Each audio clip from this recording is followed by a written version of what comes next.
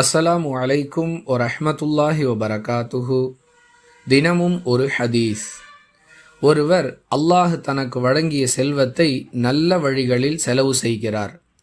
மற்றொருவர் அல்லாஹ் தனக்கு வழங்கிய ஞானத்தை கொண்டு நல்லவிதமாக தீர்ப்பளிப்பவராகவும் மற்றவர்களுக்கு கற்றுக் கொடுப்பவராகவும் இருக்கிறார்.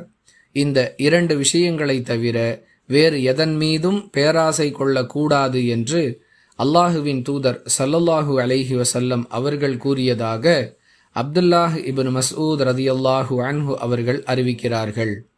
நூல் புகாரி, ஹதீஸ் எண் 73. அன்பிற்குரிய அல்லாஹுவின் நல்லடியார்களே, பேராசை கொள்ளுதல் என்பது இஸ்லாத்தின் பார்வையில் தடுக்கப்பட்ட ஓர் அம்சம் என்பதை நாம் நன்கு அறிந்திருக்கிறோம்.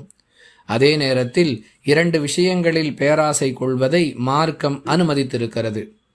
யாருக்கு அல்லாஹ் செல்வத்தை வழங்கியிருக்கிறானோ அவர் அதை நல்ல வழிகளில் செலவு செய்வதை பார்க்கும் பொழுது நமக்கும் இவ்வாறு அல்லாஹுவால் செல்வம் வழங்கப்பட்டால் நாமும் இவரை போன்று நல்ல விஷயங்களுக்காக செலவு செய்யலாமே என்று பேராசை கொள்வது மார்க்கத்தில் அனுமதிக்கப்பட்டது. மேலும் ஒருவருக்கு அல்லாஹ் நிறைவான கல்வி ஞானத்தை வழங்கியிருக்கிறான். அதை கொண்டு அவர் நல்ல விஷயங்களில் தீர்ப்பளிக்கக்கூடியவராகவும் மற்றவர்களுக்கு தான் பெற்றிருக்கக்கூடிய கல்வி ஞானத்தை கற்றுக் கொடுப்பவராகவும் இருக்கிறார். இதை பார்க்கக்கூடிய நமக்கு அல்லாஹ் இவ்வாறு கல்வி ஞானத்தை நமக்கு வழங்கினால் நாமும் இவரை போன்று செயல்படலாமே என்ற பேராசை மார்க்கத்தில் அனுமதிக்கப்பட்டிருக்கின்றது.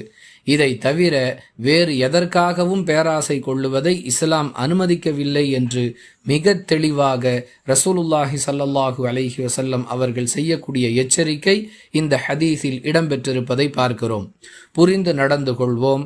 வாஹிரு தஅவானா அனில் ஹம்துலில்லாஹி ரப்பில் ஆலமீன். அஸ்ஸலாமு அலைக்கும் வரஹ்மத்துல்லாஹி வபரகாத்துஹு.